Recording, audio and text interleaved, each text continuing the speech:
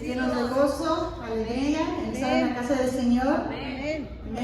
Vamos a empezar este servicio el día de hoy. Vamos a entrenar unos cantos que primeramente Dios todos se conozcan. El primer canto se llama Quiero cantar una linda canción. Cántalo con nosotros, por favor. Amén. Quiero cantar una linda canción de aquel que mi vida cambió. Es mi amigo Jesús, es mi amigo Jesús. Él es Dios, Él es Rey, es amor y verdad. Solo en Él encontré esa paz que busqué. Solo en Él encontré la felicidad.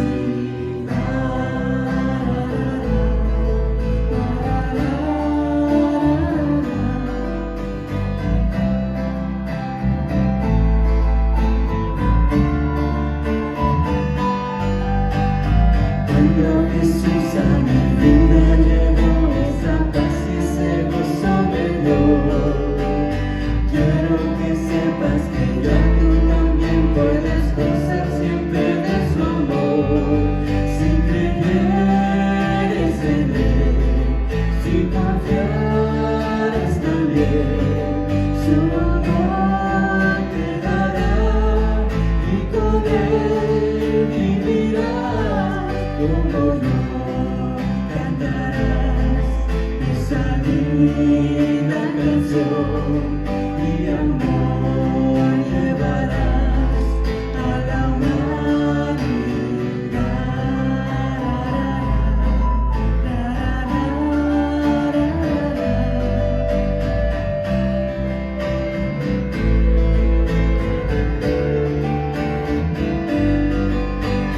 Quiero decir que Jesús me salvó, en la cruz mis pecados llevó. Quiero decir que pronto volverá y con Él siempre he de morar. Él te ama a mí, Él te ama a ti. Él es Dios, Él es Rey, es amor y verdad. Solo en Él encontré esa paz que busqué. Solo en Él encontré la felicidad.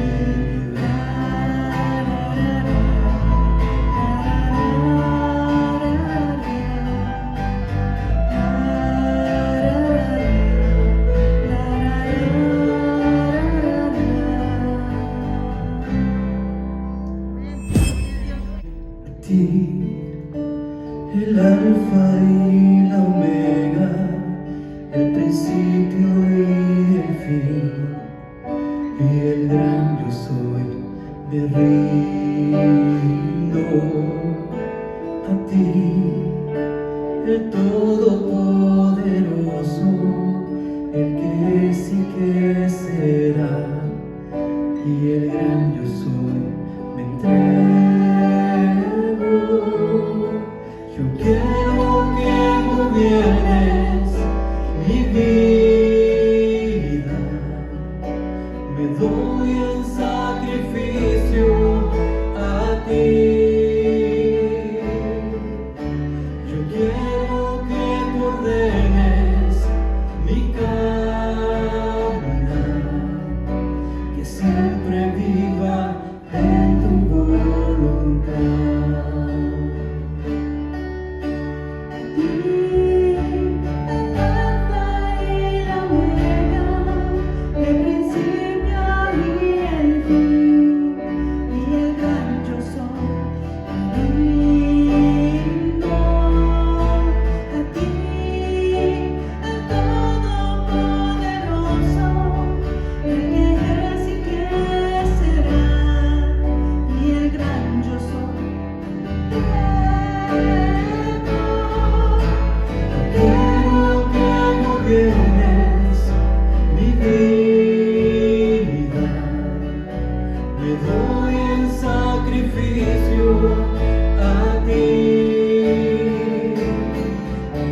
Yo quiero que tú ordenes mi caminar, que siempre viva en tu voluntad.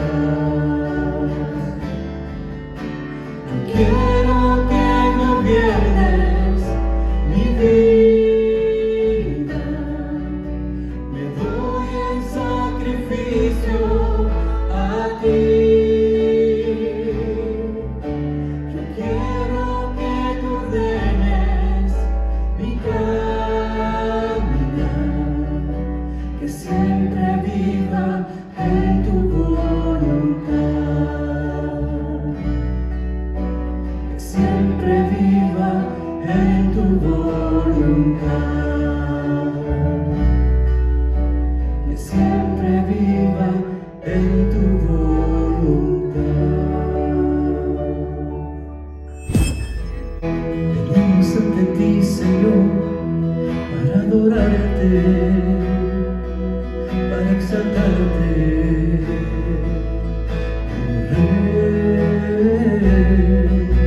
venimos ante ti, Señor, a tributarte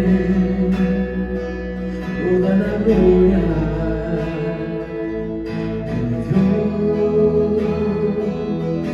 Mejor es tu presencia que la vida,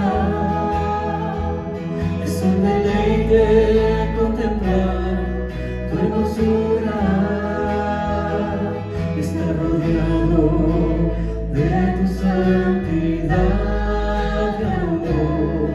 Tu presencia es lo mejor.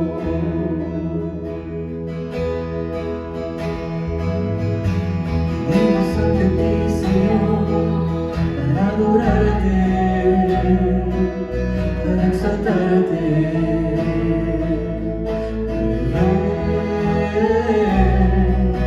venimos ante ti, Señor, a tributarte toda la gloria. Mi Dios, mejor es tu presencia que la vida, es un deleite contemplar tu hermosura, estar rodeado de tu santidad y amor. Tu presencia es lo mejor. Tu presencia es lo mejor. Tu presencia es lo mejor. El Espíritu de Dios está en este lugar. El Espíritu de Dios se mueve en este lugar. Está aquí para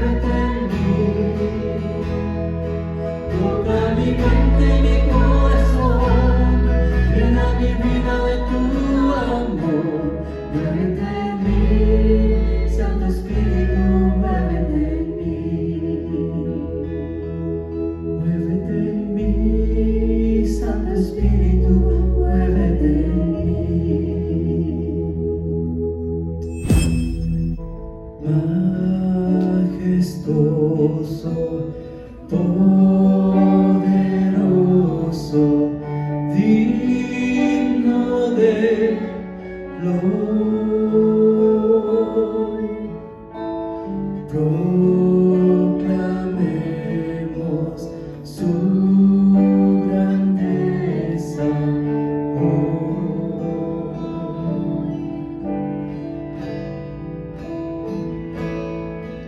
Jesucristo es Rey. Jesucristo es Rey. Postrado estoy ante sus pies. Jesucristo es Rey.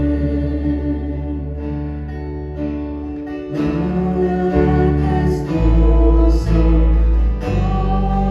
poderoso, digno de proclamemos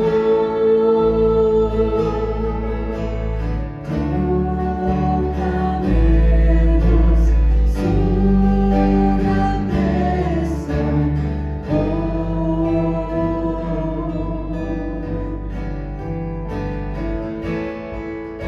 Jesucristo es Rey. Jesucristo es Rey. Postrado estoy ante sus pies. Jesucristo es Rey. Jesucristo es Rey.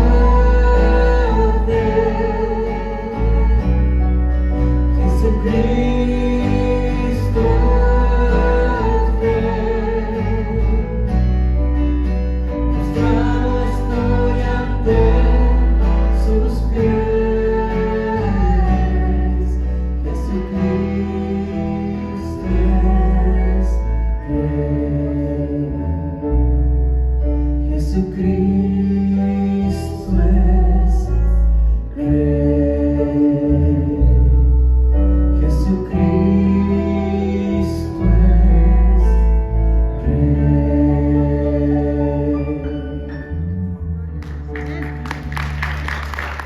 Vamos a orar. Padre, te damos gracias por permitirnos, Señor, esta tarde poder estar aquí, Señor, y seguir aprendiendo de tu palabra, Señor, cantando alabanzas, Señor, postrando nuestro corazón ante ti. Te pido por aquellos hermanos que están fuera, Señor, que en alguna diligencias que estén haciendo, te pido que tú estés con ellos y que los uses grandemente, Padre. Y a nosotros aquí, llénanos de tu espíritu, llénanos de tu amor, Señor, pero también llénanos de tu palabra para poder vivirla. A ti sea la honra y la gloria. Amén.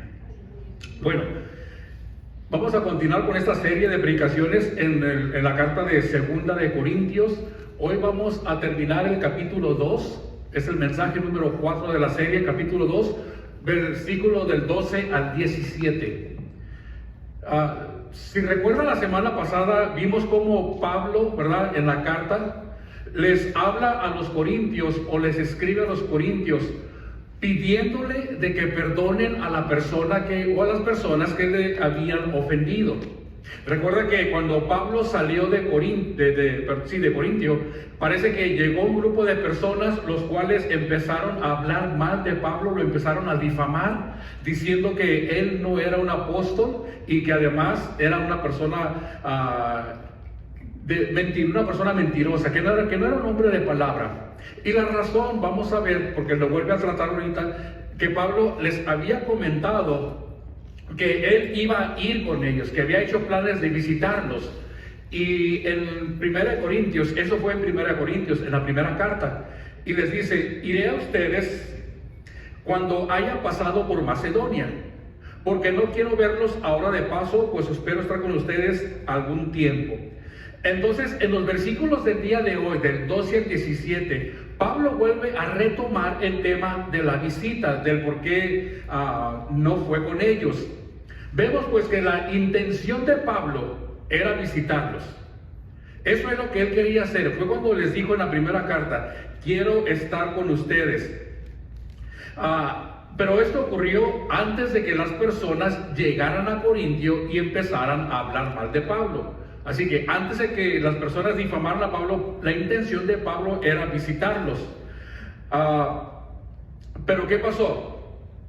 Cuando las personas llegaron a Corintio y se introdujeron a la iglesia a sembrar cizaña, vimos que no fueron pocos los que no les creyeron, sino que gran parte de la congregación empezó a aceptar las mentiras que estas personas estaban diciendo de Pablo, ¿verdad? Y esto le dolió a Pablo realmente en su corazón, ya que después de haber convivido con ellos por 18 meses, 1 año y medio, la congregación creyó más las palabras de unas personas que acababan de llegar y estaban hablando mal de él. Así que eso a Pablo realmente le dolía, lo preocupaba, no lo dejaba estar quieto en su interior, en su espíritu. Entonces, sabiendo que gran parte de la congregación había creído las mentiras, Pablo dice ahora en la segunda carta: esto pues determiné para conmigo no ir a ver a ustedes con tristeza. Esto ya lo estamos viendo, solamente es un pequeño repaso. Cuando vimos la introducción a la serie, el mensaje número 1, les comenté que había algunas cartas que Pablo escribió a los corintios, pero que no se han encontrado, específicamente 2 de ellas. Entonces, ¿cómo sabemos que existen esas cartas? Porque Pablo hace referencia a las cartas que escribió. Por ejemplo, sabemos que hay una carta que escribió antes de lo que nosotros tenemos como Primera de Corintios. Quiere decir que si esa carta se hubiera encontrado o estuviera presente, lo que nosotros tenemos como Primera de Corintios en realidad vendría siendo Segunda de Corintios. ¿Sí me explico, verdad? Entonces, hay una carta que se escribió antes, que Pablo envió, a los corintios, antes de mandar la primera carta. Hay otra segunda carta que se escribió entre Primera de Corintios y Segunda de Corintios, ¿ok? Pero esa carta también no se ha encontrado, pero se hace referencia de ella en la Biblia. En esta carta, al parecer, en esa carta que no tenemos, Pablo le había pedido a los corintios que no, por decir así, que no creyeran las mentiras que estas personas estaban diciendo de él, que no le echaran más leña al fuego, que les pusieran un alto así de plano, que le dijeran: oigan, eso no está bien, si siguen con esas tonterías, por favor, sálganse de la iglesia. Entonces, eso fue la segunda carta, la que no tenemos. Así que era la intención de Pablo decirles: basta ya, díganle a esas personas que no sigan difamando, que no sigan inventando cosas, que no estén echando mentiras. Bueno, esta segunda carta Pablo la envió con Tito. ¿Quién era Tito? Tito era un colaborador de Pablo. El plan era este: Tito, llévales la carta donde vas a ir a Corintio y les vas a decir, ya les expliqué, que dejen de creer tantas mentiras, que pongan un alto a todo. Tito se iba a esperar ahí en Corintio a recibir la respuesta de ellos y se iba a regresar a encontrar con Pablo y le iba a decir: bueno, Pablo, mira, ya les llevé tu carta y esto fue lo que dijeron. Había 2 opciones. Una, ¿sabes qué? No te van a hacer caso. O sea, decidieron creer las mentiras que las personas están diciendo, aunque ellos lo tomaban como verdad. O sea, van a seguir dudando de ti y van a seguir dudando de tu apostolado. Era una respuesta. La otra respuesta es: Pablo, aceptaron tu consejo, pararon por completo todo y ya no hay ningún problema. Son las 2 respuestas. Pero ¿qué pasó?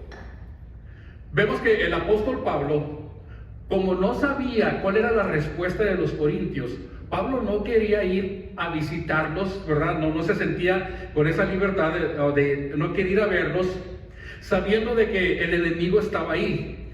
Y más que nada, imagínense saber que el enemigo estaba destruyendo básicamente en unas semanas lo que él había construido en 18 meses.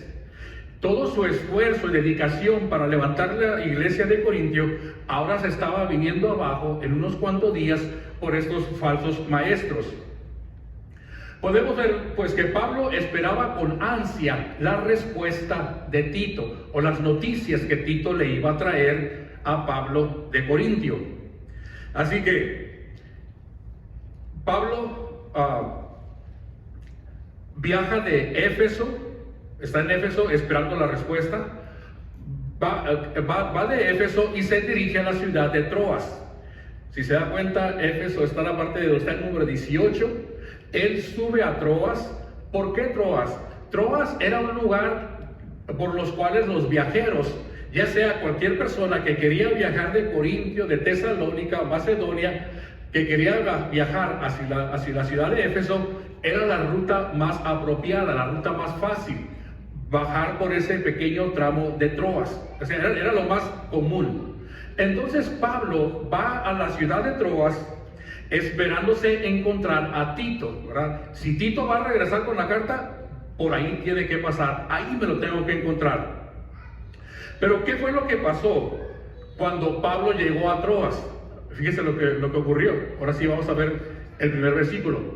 Dice Pablo: cuando llegué a Troas para predicar el evangelio de Cristo, aunque se me abrió puertas en el Señor, dice, no tuve reposo en mi espíritu por no haber hallado a mi hermano Tito.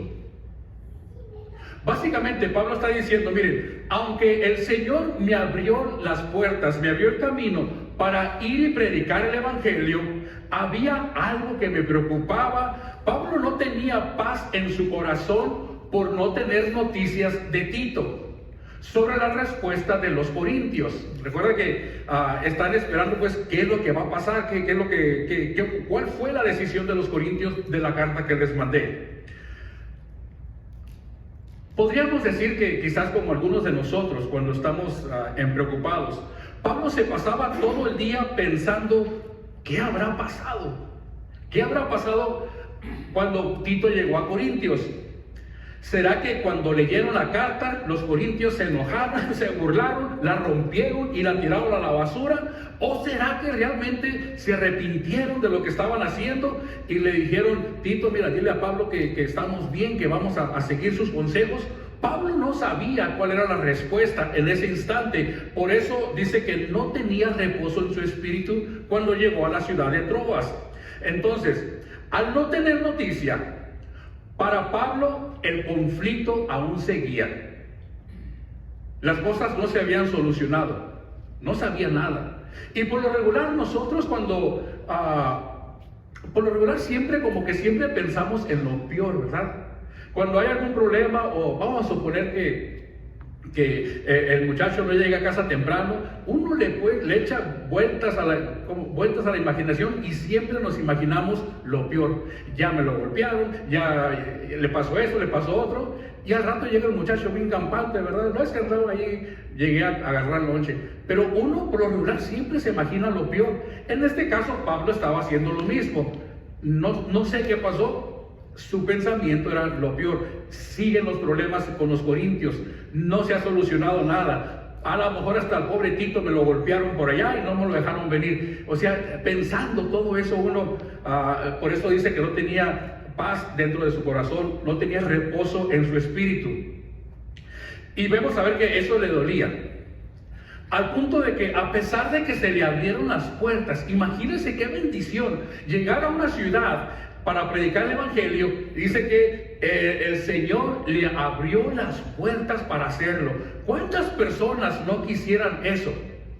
Mas sin embargo, ¿qué pasó? Pablo al parecer prefirió no hacerlo, o no aprovechó la oportunidad al máximo. Dice, no tuve reposo en mi espíritu. Me puse a pensar, ¿por qué? ¿Por qué Pablo no aprovechó la oportunidad de llevar el evangelio, las buenas nuevas? Imagínense esto. ¿Cómo Pablo iba a llegar a Troas, todavía con ese pendiente? Iba a empezar a a predicar del amor, a predicar del perdón, a predicar de la comunión entre los hermanos. ¿Cómo Pablo iba a llevar las buenas nuevas del evangelio si en Corintio no había un hermano, sino una iglesia entera que estaba en conflicto con él. Mientras no había paz en su corazón, Pablo no sentía la libertad de servir en el ministerio. Le explico algo. Pablo bien pudo haber dicho en ese instante cuando llegó a Troas: bueno, voy a compartirlo total. Aquí en Troas probablemente no se han enterado del problema que hay en Corintio con los hermanos allá, no saben nada. Recuerden que en aquel tiempo no había Facebook. No es de que abrías la aplicación y te dabas cuenta de lo que ocurre en todo lugar. Ahorita muchos de ustedes, ¿verdad?, abren la aplicación y se dan cuenta de lo que ocurre allá en su terreno, en su país, o de donde ustedes vienen. Están enterados, están al día de todo lo que ocurre. En aquel tiempo no. Así que Pablo pudo haber dicho: bueno, ¿cuáles son las probabilidades de que esta pequeña iglesia de Troas se entere de lo que está ocurriendo en Corinto? Y Pablo pudo haber predicado el evangelio como si nada, hablando del amor, del perdón, de la comunión entre hermanos, pero Pablo no se sentía a gusto en su corazón hacerlo.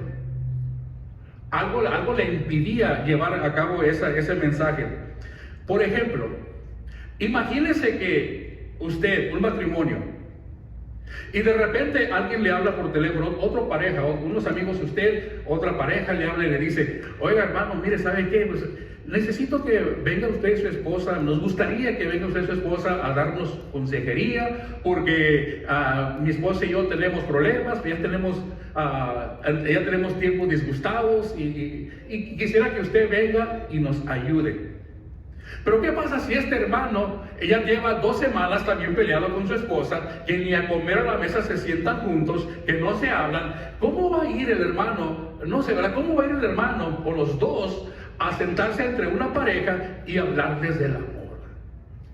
¿No sería medio hipócrita que ellos no han arreglado su situación, mas sin embargo vienen acá a dar consejo? Yo creo que esta pareja no se sentiría a gusto, o no se sentiría con la libertad de expresar. O es más, la persona que los invitó, la pareja que los invitó, se darían cuenta: oye, te diste, los hermanos vinieron, pero hay problemas también entre ellos.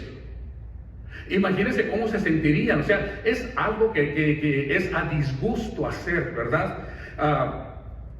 Realmente me imagino lo difícil que es pararse ante el púlpito y compartir el evangelio, hablar del amor, cuando uno se encuentra mal con su esposa, con algún familiar. Imagínense una persona que está dando un devocional, hablando de 1 Corintios 13, el amor nunca deja de ser, mas sin embargo siente odio, o hay odio entre ella y alguna persona. Imagínense al grupo de alabanza viniendo a cantar, están ya adentrándonos en la palabra, con las alabanzas, preparando nuestro corazón. Imagínense venir a cantar cuando que hubiera situaciones entre ellos. Yo creo que se vería, se notaría esa separación entre ellos mismos, ¿verdad? O sea, no hay esa tranquilidad en el corazón cuando uno va a ministrar y hay algo mal en su vida.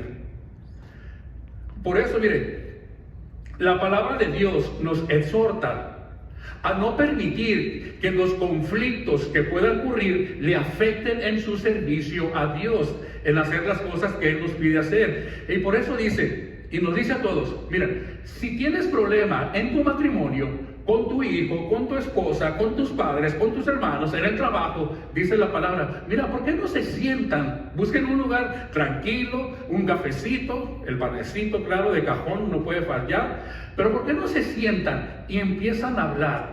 Pero desechando la mentira, o sea, no empiecen a hablar mentiras, hablen la verdad, cada uno con su prójimo, porque somos miembros los unos de los otros. Y enójense, sí se pueden enojar, pero no pequen.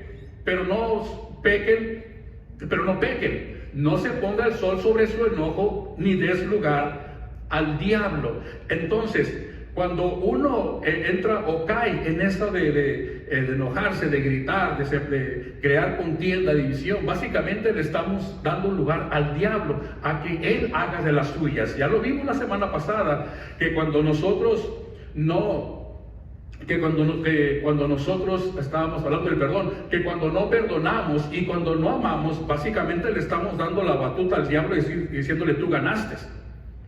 ¿Verdad? Estamos fomentando la separación, la división, que es precisamente lo que él viene a hacer, a robar, matar y destruir. Así que podemos pues no permitir que los problemas a nuestro alrededor, sino a hablarlos, a llegar a un acuerdo común, pero que no interfieran en nuestro servicio a Dios, como lo hizo probablemente aquí con Pablo.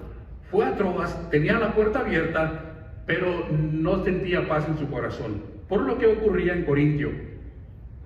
Entonces, Pablo no se sentía a gusto en Troas. ¿A dónde se fue de Troas? Bueno, dice, así despidiéndome de ellos, partí para Macedonia, ¿ok? Macedonia, usted lo ve, es la parte, pudo haber sido Filipos, Tesalónica o Berea, fue a esa región. Macedonia, para que me entiendas, es como decir, voy a ir a Baja California. Bueno, Baja California tiene muchas ciudades, Ensenada, Tecate, Tijuana. Entonces, haga de cuenta que son esas ciudades pequeñas, ¿ok? Macedonia es el estado, para que me entiendan, y Berea, Tesalónica son las ciudades. Entonces, de Troas él se fue a Macedonia. Y miren, yo creo que con la preocupación que Pablo tenía de salir de Troas, llevaba la cabeza volando, ¿no? O sea, no sabía ni dónde tenía su cabeza.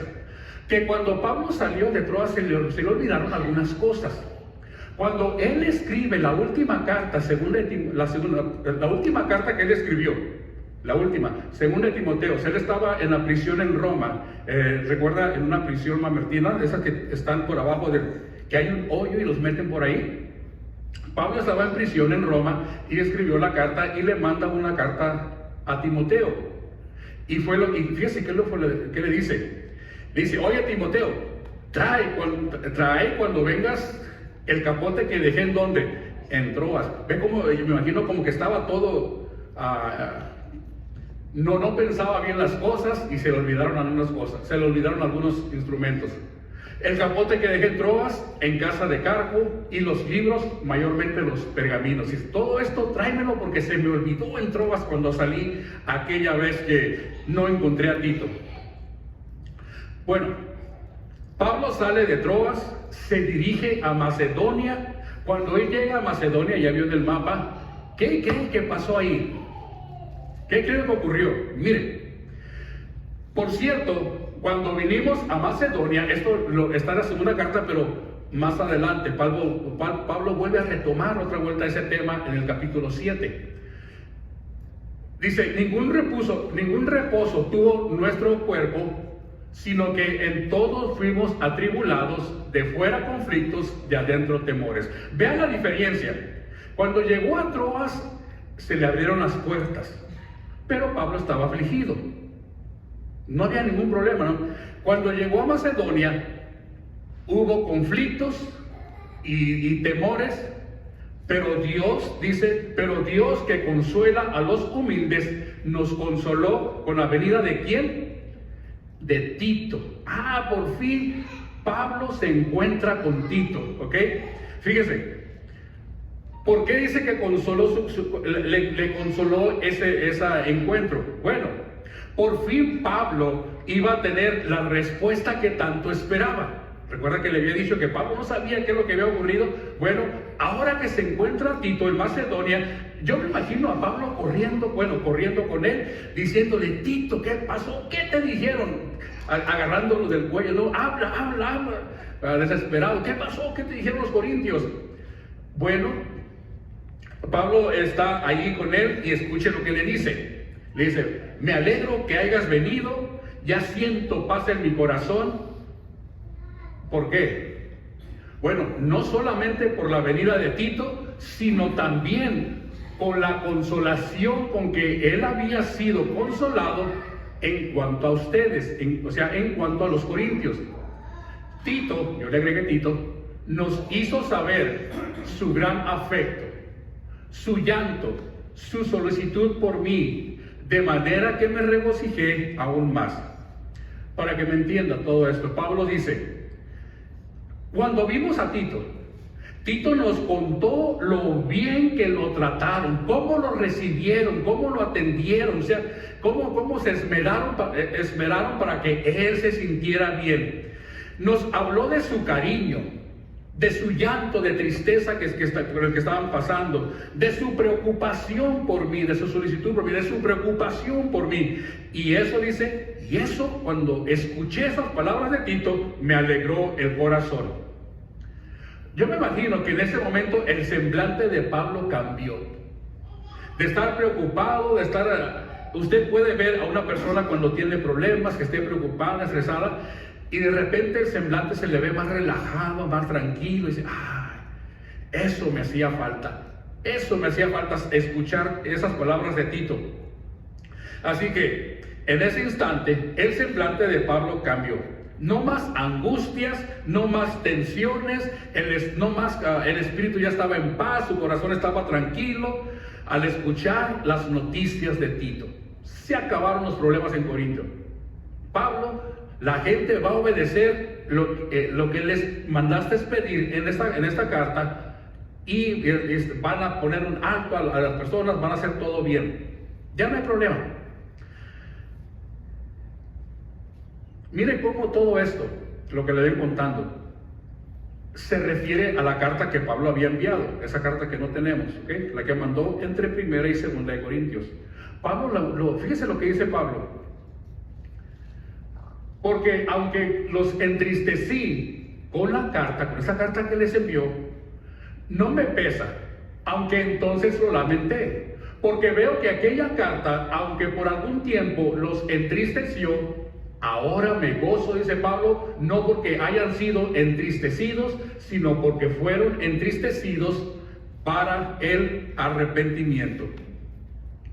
Ahora Pablo sabe de seguro que el problema en Corintio ha sido solucionado, los hermanos se han arrepentido, aunque probablemente cuando Pablo escribió la carta y la envió, dice, a lo mejor fui muy fuerte, a lo mejor no debería de haber cambiado esto. O sea, él tenía esa preocupación todavía. Dice, ahora se goza porque sabe que las palabras que les envió fueron las necesarias para que ellos cambiaran su actitud. Ya todo estaba bien, ya no había problemas. Ahora mire cómo al terminar la carta de 2 de Corintios, Pablo les vuelve a decir, escuche, ya todo está bien. He aquí, por tercera vez estoy preparado para ir con ustedes. O sea, no fui cuando les dije que iba a ir por todo el problema, ya me llegó la noticia que todo se solucionó. Y ya para despedirse en esta carta, les dice Pablo, voy a ir a visitarlos. A pesar de todo lo que pasó, a pesar de todo lo que Pablo sufrió y pasó, y como de acuerdo a Tito, el problema ya estaba terminado, ya no había ningún conflicto, ya no había nada de qué preocuparse, de qué perder el sueño. La verdad triunfó sobre la mentira. Y eso es algo que siempre va a ocurrir. Si a usted le están levantando falsos testimonios, le están en el trabajo, en la escuela, en la iglesia, en cualquier lugar, si están hablando mal de usted y usted sabe que son mentiras, su conciencia realmente está limpia, mire, pónganos en oración y déjenos que hablen. Al final, la verdad sale a relucir. Y las personas se van a dar cuenta de cómo usted tenía la razón, de cómo la persona estaba difamando a su persona. Para terminar esta sección, Pablo continúa diciendo los últimos versículos.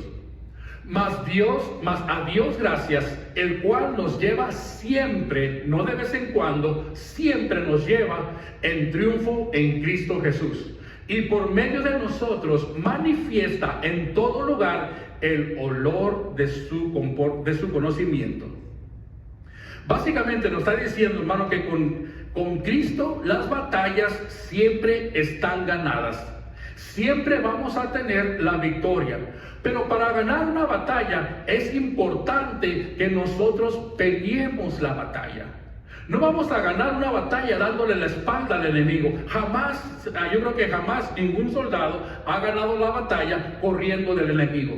Es más, si usted lee Efesios capítulo 6, donde habla sobre la armadura de Dios, se va a dar cuenta que la única parte que la armadura no cubre, ¿cuál es?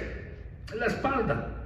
¿Por qué? Porque Dios sabe que, o Dios nos cree muy machitos, no sé, dice, estos son mis hijos, son mis guerreros, no le van a dar la espalda al enemigo, por lo tanto no necesitan cubrirse atrás. Entonces, como cristianos, como hijos de Dios, debemos enfrentar como buenos soldados al enemigo, a los problemas. Dice, siempre vas a tener la victoria. Ningún soldado que se rinde en el campo de la batalla, ningún soldado que se rinde en el campo de batalla va a salir con la victoria en la mano, jamás. Al contrario, el enemigo lo va a agarrar y se lo va a llevar preso. Nosotros como cristianos no nos podemos rendir ante las situaciones, los problemas que se nos enfrenten. Siempre debemos tener fe de que algo está ocurriendo. Dios está haciendo, tramando, levantando, quitando, tumbando, armando, no sé. Pero Dios está haciendo algo en nuestra vida, el cual dice, nos va a dar el triunfo a cierto tiempo, a su tiempo, no cuando porque yo el triunfo lo quiero ahorita, lo quiero ya. Dice el Dios, no, pero tranquilo, tienes que pasar la batalla, tienes que enfrentar al enemigo, no te preocupes, yo voy a estar contigo. Así que dice Pablo, siempre nos lleva de triunfo en triunfo, siempre. Además dice, fíjense, escuchen lo que dice, que cada uno de ustedes, cada uno de nosotros aquí, somos un olor fragante para Dios. Imagínense, usted un olor fragante para Dios. Yo me imagino que es una metáfora, ¿verdad? Que cada día que Dios se levanta ¿verdad? Pasa por aquí por Reynolds y nos huele a todos. Ay, mis hijos. Así como cuando usted huele un cafecito en la mañana y agarra ánimo. Es algo así, ¿verdad? Nomás es lo que yo pienso. Pero somos olor grato para Dios. Pero ¿sabe por qué? No por sus buenas obras, no por lo que usted ha hecho, no por su inteligencia, no porque se bañó con jabón, con Belrosita y todo, o lavó su ropa con Belrosita. No. Somos olor grato para Dios. ¿Por qué? Porque para Dios somos grato olor. ¿De quién? De Cristo, en los que se salvan y en los que se pierden. A estos, o sea, los que se pierden, estos dice, son olor a muerte y para muerte. Y aquellos, los que se salvan, olor de vida. Así que hermanos, así voy a terminar aquí este pasaje o esta sección más bien. Pero solo les recuerdo que necesitamos siempre estar, primeramente, si algo se va a llevar esta tarde, es no permita que los problemas interfieran con su servicio a Dios. Trate de solucionarlos. Trate de, así como decimos, ¿verdad? Agarrar al toro por los cuernos y decir, oye, ¿qué está pasando aquí? Hasta que Pablo no estuvo la buena noticia, entonces sí, dice, sigo con mi trabajo. Por un momento, él se detuvo de hacer lo que tanto le gusta hacer. Donde quiera que Pablo iba, era predicar el evangelio, salvar almas. Pero por un instante en su vida, ese problema lo detuvo. Así que yo le invito, le exhorto, le animo que cualquier situación por la que esté pasando, dígale, Señor, pues ayúdame, sácame. Confía en el Señor, nos lleva de triunfo en triunfo. Y además, recuerde que usted, siempre que sus oraciones, por ahí dice, sus oraciones llevan ese olor grato a la presencia del Señor. Sus alabanzas llevan ese olor grato a la presencia del Señor. Su vida debe llevar un olor grato a la presencia del Señor. Y ese olor debe de permanecer en cada uno de nosotros, para que cuando usted salga de aquí, porque ahorita aquí todos olemos iguales, ¿verdad? Olemos a Cristo, todos olemos, pero cuando salgamos afuera, cuando lleguemos a nuestro trabajo el día de mañana, hay gente que va a oler a muerte, que vean en usted la diferencia y digan, esta persona huele diferente. Estoy hablando en el aspecto espiritual, no en el olor de fragancia, de aroma, de perfume. Pero hay algo diferente. Eso es lo que significa. No contamine su esencia con los de afuera. Al contrario, usted, ¿cómo se diría?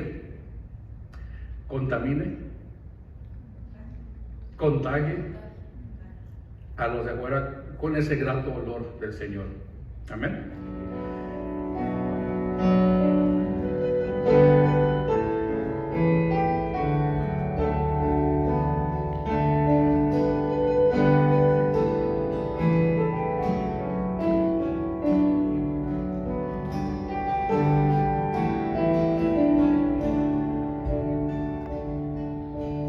Dios está aquí, tan cierto como el aire que respiro, tan cierto como en la mañana se levanta el sol, tan cierto que cuando le hablo Él me puede oír. Dios está tan cierto como el aire que respiro, tan cierto como en la mañana se levanta el sol, tan cierto que cuando le hablo Él me puede oír. No puedes sentir a tu lado en este mismo instante, no puedes sentir muy cerca de tu corazón, no puedes sentir en ese problema que tienes. Jesús está aquí, si tú quieres le puedes sentir. Santo, santo, santo, mi corazón te adora, mi corazón sabe decir, santo eres tú. Santo, santo, santo, mi corazón te adora, mi corazón sabe decir, santo eres tú. Santo, santo, santo, mi corazón te adora, mi corazón